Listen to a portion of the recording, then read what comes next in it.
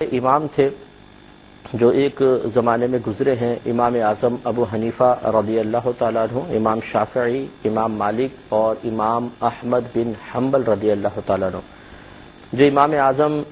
رضی اللہ تعالیٰ عنہ کو مانتے ہیں وہ حنفی کہلاتے ہیں، جو امام مالک کے پیروکار ہیں وہ مالکی، امام احمد بن حنبل کے فقہ پر چلنے والے حنبلی،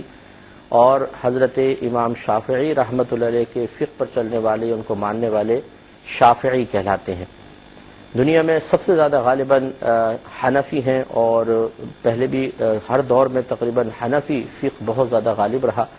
اور اس کی وجہ یہ ہے کہ علماء فقہائے احناف نے جتنا فقہی مسائل میں غور و تفکر کر کے جزیات کو اور اصول کو مرتب کیا، اتنا کسی اور فقہ میں نظر نہیں آتا ہے۔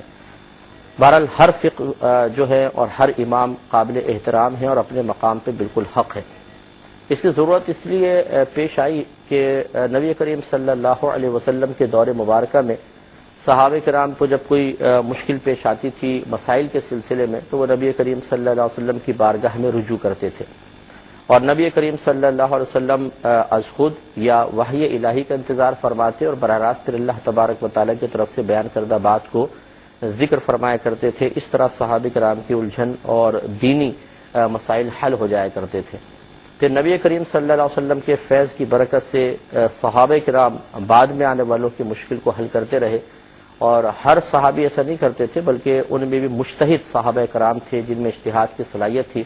اور وہ باقاعدہ لوگوں کے مسائل کو حل انہوں نے کیا۔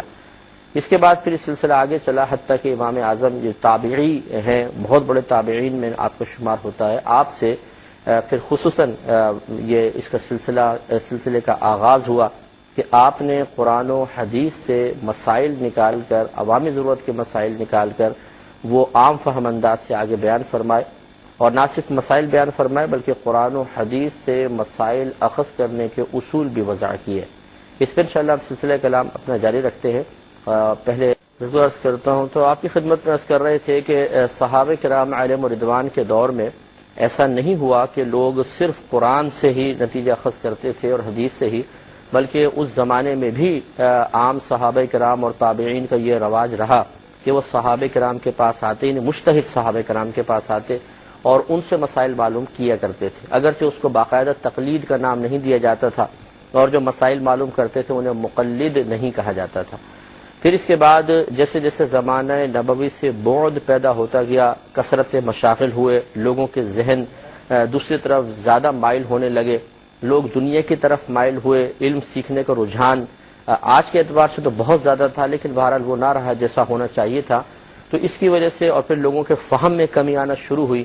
تو لوگ براہ راست قرآن و حدیث سے نتیجہ اخذ کرنے سے عاری رہے، اور ان میں اتنی صلاحیت نہیں تھی کہ وہ قرآن و حدیث سے مسائل اپنی ضرورت کے خود نکال سکیں۔ تو وہ اس زمانے میں بھی علماء سے رجوع کرتے رہے، لیکن باقاعدہ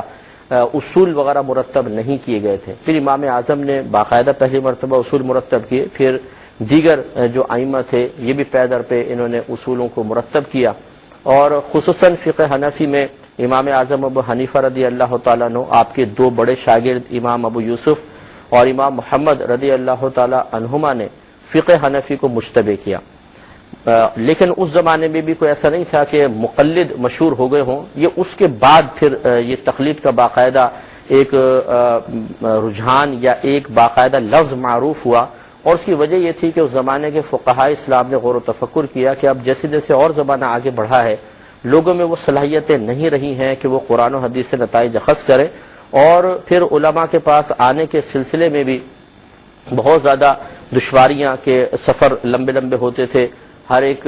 دنیا میں مشغولیت کی بنا پر بہت زیادہ ٹائم نہیں نکال سکتا تھا، تو بہتر محسوس ہوا کہ باقاعدہ عام فہم مسائل کو، جزیات کو جمع کیا جائے اور ان کو لوگوں کے سامنے پیش کیا جائے۔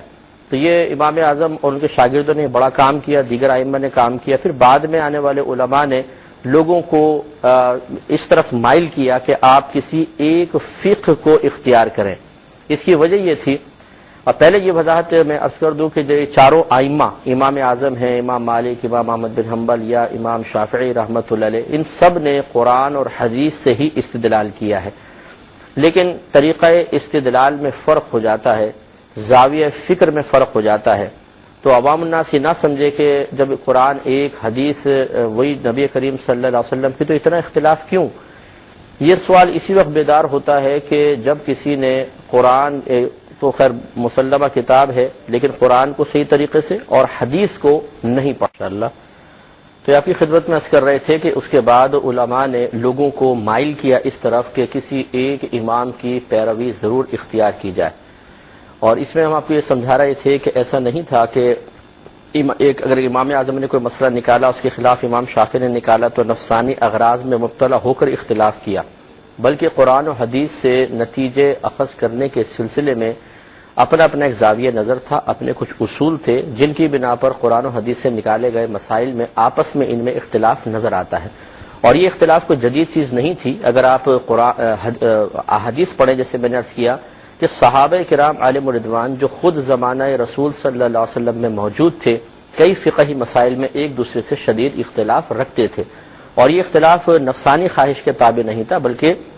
اگر ایک صحابی ہیں انہوں نے ایک حدیث سے استدلال کیا ہے، دوسرے بھی ایک حدیث سے استدلال کر رہے ہیں،